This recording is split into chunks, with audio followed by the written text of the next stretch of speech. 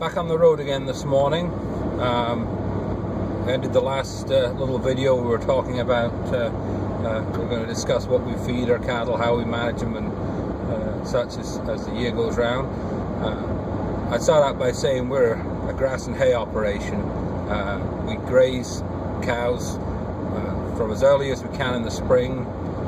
That can depend on the year, obviously, and the moisture, but usually by the end of March to the middle of April, we're looking to get cows out on grass and start moving them pretty quick.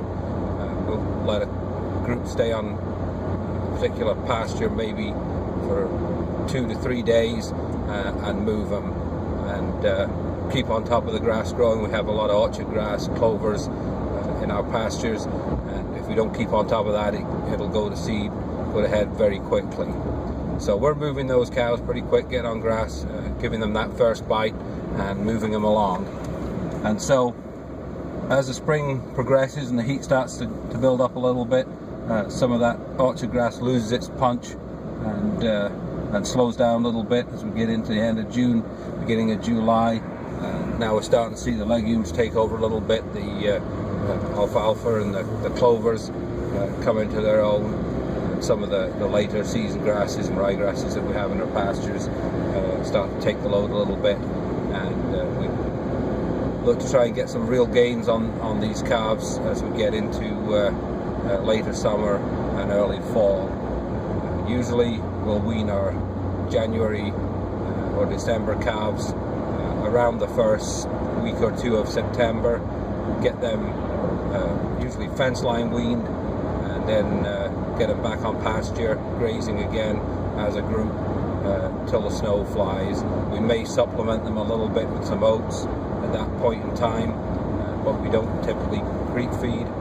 We don't typically feed any grain prior to weaning time. The cows, meanwhile, once they've been weaned, then we'll put them back to pasture and we'll graze as long as we can. Usually we'll be on pasture until the middle part of November, till the early part of December. Once they've grazed up the grass and all that, we'll move them on to corn stalk stubbles if we have some available, or they'll go on to dry hay. Our first cut hay is what we feed to the cow herd.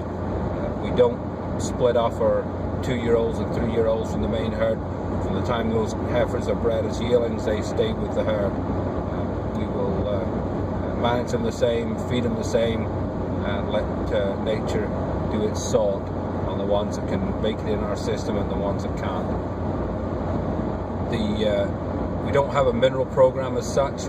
We do feed some salt licks, but we haven't fed a proprietary mineral for 14 years.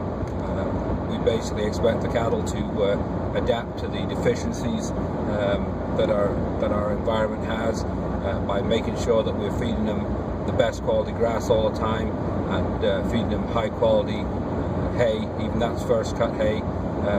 We expect them to survive and thrive under that system.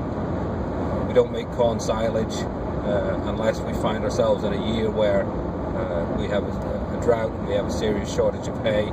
Then we may decide, okay, we're going to put some corn silage up to buffer the hay. We make a little bit of baleage for the young stock.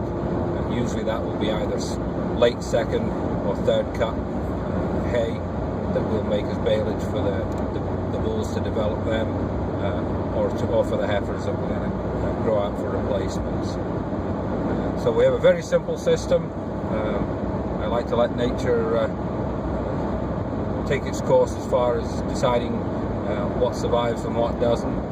I think by doing our part in providing good quality grass at all times through our management grazing of our grazing, and also providing good quality hay that's cut at the right time, so it's as good a quality as it can be with an acceptable yield, then we're doing what we can to provide everything those cows need to work in our system. Our average age of our cows right now is probably 6 to 7 years old. The last couple of years we did have quite a few older cows. We made a management decision while cull cow prices are high, that once those cows get to 11, 12 years old, we're going to cull them if we're not going to actually flush them, because it seems foolish to not cash in on the high prices when we can do that and keep developing our young stock into our program as well. So that's an oversight of the management of our cow herd and how we like to do things. And if it's something that you're interested in learning a little more about, or taking a look at what we do, we'll be happy to have visitors anytime, and we welcome your phone calls. Bye for now.